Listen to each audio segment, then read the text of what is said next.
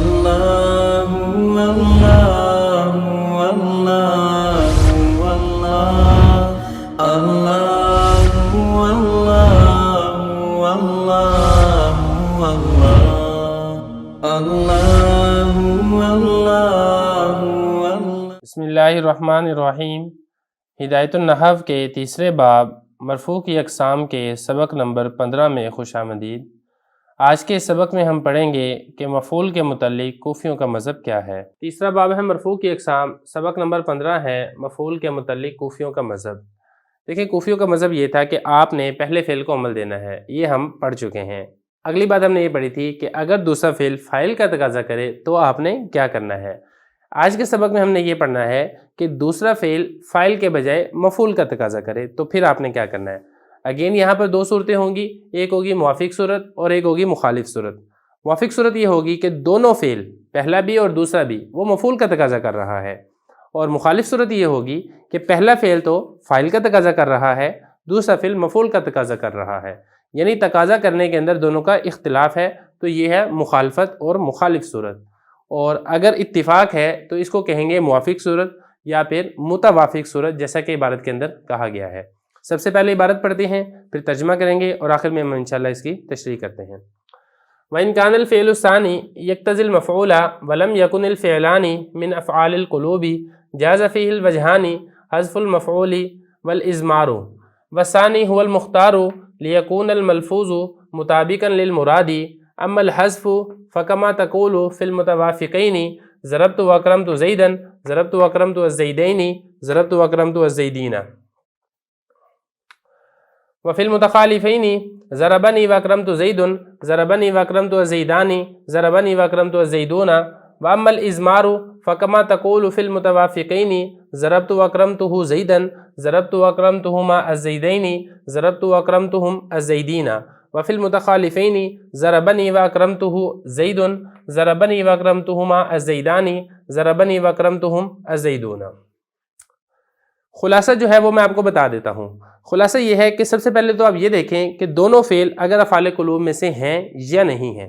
اگر افعال قلوب میں سے ہیں پھر تو آپ اس کو سائڈ پہ کر دیں، اس کے متعلق کیا کیا جائے گا وہ میں آپ کو اگلے سبق میں بتاؤں گا۔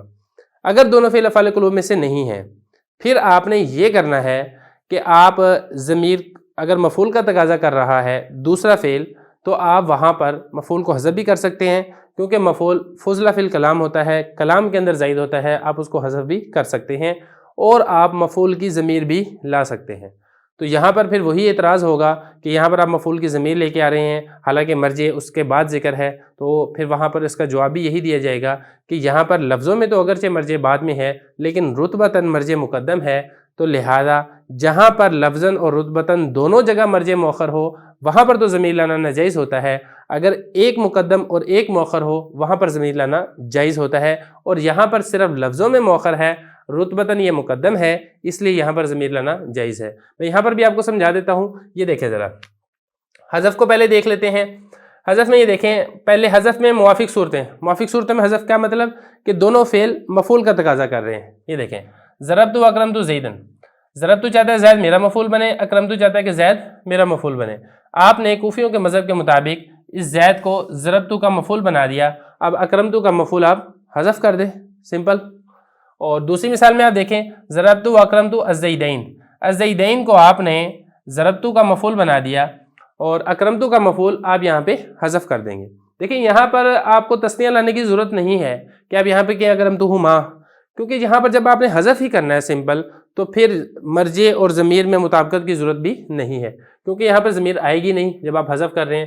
اسی طریقے سے ضربت و اکرمت الزیدین، الزیدین جمع کو جب آپ نے اس ضربت کا مفعول بنا دیا، اکرمت کا مفعول آپ حذف کر دیں۔ یہ تو ہو گیا موافق صورتیں، یعنی دونوں جو فعل ہیں وہ مفعول کا تقاضا کر رہے ہیں۔ مخالف صورتوں میں کیا ہوگا، پہلا فعل فاعل کا اور دوسرا فعل مفعول کا تقاضا کرے گا۔ یہاں پر آپ دیکھیں یہ جو زیدن ہے اس کو آپ نے ضربہ کا فاعل بنا دیا، اب اکرمتو کا مفعول وہ اب حذف کر دیں۔ یا اسی طریقے سے دوسری مثال میں الزیدانی، یہ جو تثنیہ ہے یہ بن گیا ضربہ کا فاعل۔ یہ آپ اسے پڑھ چکے ہیں کہ جب فعل کا فاعل اسم ظاہر ہو تو فعل ہمیشہ واحد آتا ہے، تو اکرمتو کا مفعول یہ حذف ہو جائے گا۔ اور تیسری مثال دیکھیں ضربنی واکرمتو الزیدون، الزیدون کو جب آپ نے ضربہ کا فاعل بنا دیا تو اکرمتو کا مفعول حذف ہو جائے گا۔ یہ تو ہو گیا مفعول کے حذف ہونے کی صورت، اس میں کچھ بھی کرنے کی ضرورت نہیں ہے۔ واما الاضمار، ضمیر لانے میں کیا کیا جائے گا؟ ضمیر میں بھی پھر موافق اور مخالف صورتیں ہوں گی۔ موافق صورت یہ ہوگی کہ دونوں فعل مفعول کا تقاضا کر رہے ہیں، یعنی تقاضا کرنے میں موافقت ہے۔ مخالف صورت یہ ہوگی کہ پہلا فعل فاعل کا اور دوسرا فعل مفعول کا تقاضا کر رہا ہے۔ تو موافق صورتوں میں آپ نے کیا کرنا ہے؟ دیکھیں، ضربتو واکرمتہ زیدن، اب یہ زیدن اس میں جھگڑا کیا ضربتو اور اکرمتو نے، زیدن کو آپ نے ضربتو کا مفعول بنا دیا۔ اب اکرمتو کا مفعول وہ کیا ہے؟ وہ ضمیر آ جائے گی۔ اکرمتو کا مفعول یہ ہو ضمیر ہے۔ اب یہ ہو ضمیر لوٹ رہی ہے زیدن کی طرف، تو یہاں پر اعتراض ہوگا کہ زیدن مرجع وہ تو بعد میں ہے، تو ہم اس کو کہیں گے کہ لفظوں میں تو بعد میں ہے، لیکن چونکہ یہ ضربتو کا مفعول ہے تو رتبتاً یہ اکرمتو سے پہلے موجود ہے۔ جب رتبتاً پہلے موجود ہے لہذا اس کی طرف ضمیر کا لوٹانا درست ہے۔ اور دوسری بات یہ کہ ضمیر اور مرجع میں مطابقت ہوتی ہے، زید یہ واحد ہے لہذا ضمیر بھی ہم ہو ضمیر واحد کی لے کر آئے ہیں۔ اور اسی طرح دوسری مثال آپ دیکھیں، ضربتو واکرمتہما الزیدین، الزیدین کو آپ نے ضربتو کا مفعول بنا دیا۔ اب اکرمتو کا جو مفعول ہے وہ آپ ہما ضمیر لے آئیں گے جو کہ الزیدین کی طرف لوٹ رہی ہے۔ یہاں پر دیکھیں ہما ضمیر اس لیے لے کر آئے ہیں کیونکہ الزیدین تثنیہ ہے، تو مرجع تثنیہ تھا، ضمیر بھی تثنیہ لے کر آئے ہیں۔ پیچھے مرجع واحد تھا، ضمیر بھی واحد لے کر آئے تھے۔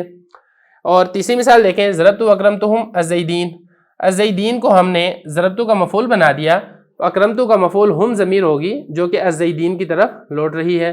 تو وہاں پر اعتراض اور جواب ہر مثال کے اوپر آئے گا۔ میں جواب دے چکا ہوں پہلے، یہاں پہ دوبارہ دہرا دیتا ہوں کہ یہاں پر تو مرجع بعد میں ہے، ضمیر پہلے ہے، یہ کیسے ہے جائز؟ اس کا جواب یہ ہے کہ بھئی لفظوں میں تو الزیدین مؤخر ہے لیکن رتبتاً اکرمتو سے مقدم ہے، لہذا رتبتاً مقدم ہونے کی وجہ سے یہاں پر مفعول کی ضمیر لوٹانا یہ درست ہے۔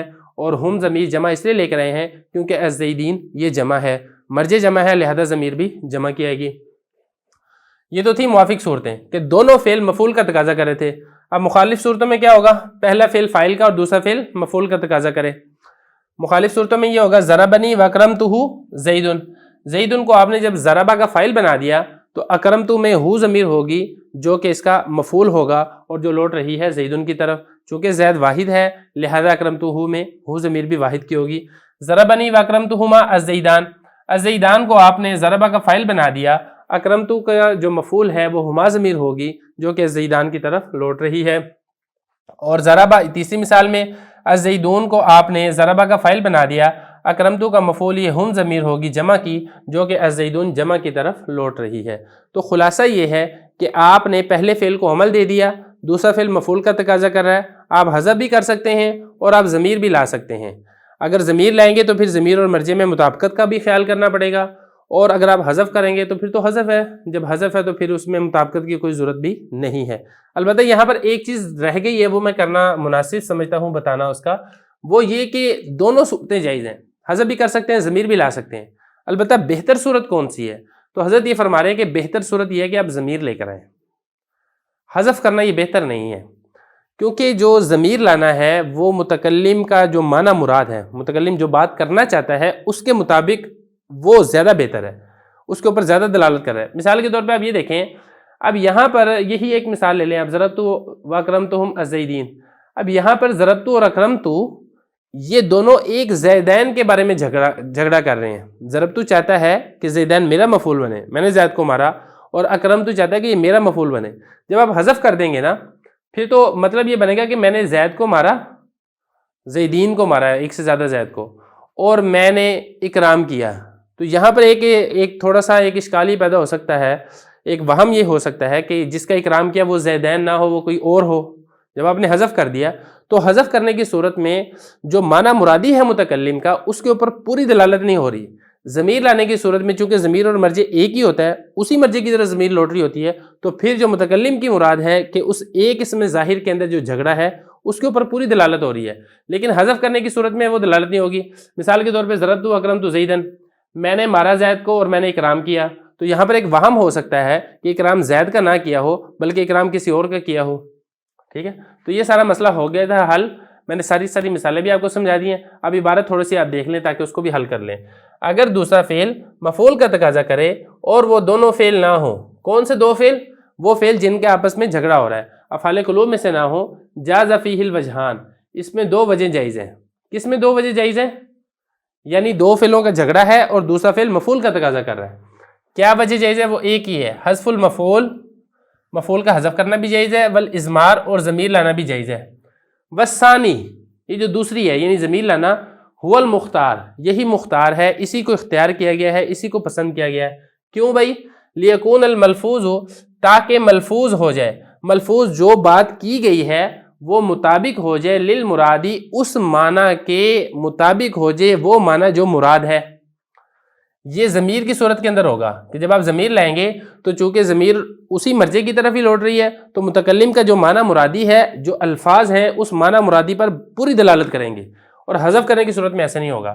اما حذف کرنے کی صورتیں یہ ہیں، موافق صورتوں میں یہ سارا لکھا ہوا ہے، میں بتا چکا ہوں آپ کو. واما الاضمار، اور ضمیر لانے کی صورتوں میں یہاں سے لے کے یہاں تک یہ ساری چیزیں موافق صورتیں حذف میں بھی ہوں گی اور مخالف صورتیں بھی حذف کے اندر ہوں گی، اور اسی طریقے سے ضمیر میں بھی موافق اور مخالف دونوں صورتیں ہوں گی. تو یہاں تک ہم یہ پڑھ چکے ہیں. اب اگلے سبق میں ہم پڑھیں گے کہ اگر افعال قلوب میں سے ہوں تو پھر کیا کرنا ہے.